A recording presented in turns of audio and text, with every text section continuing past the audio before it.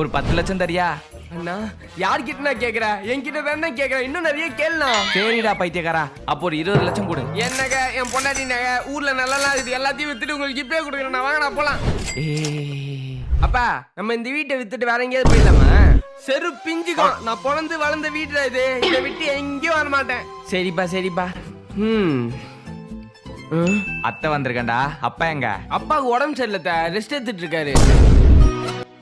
தங்கச்சி அண்ணன் வந்துட்டேன். ஏதாவது பண்ணுங்க, நான் கிளம்புறேன். அண்ணே வா வா, எப்படி இருக்க? கடைசியா எப்பயோ ஏமாத்தினது. பையனுக்கு கல்யாணம் வச்சிருக்கேனே, அதான் நம்ம சொத்துல பங்கு கேட்கலான்னு வந்திருக்கேன். கொஞ்சம் கையெழுத்து போட்டு கொடுங்கண்ணே. அவ்வளவுதானே, கொடு. என்னம்மா பங்குன்னு சொன்ன, மொத்தமும் உன் பேர்ல எழுதி வச்சிருக்க? சரி பரவாயில்ல, இந்த அண்ணன் சைன் போட்டுறேன். இந்தாம்மா. சரி, இந்த வீடை என் பேர்ல எழுதிட்டேன். எல்லாரும் வெளில போங்க. இந்த கிளம்பிடுறேன்.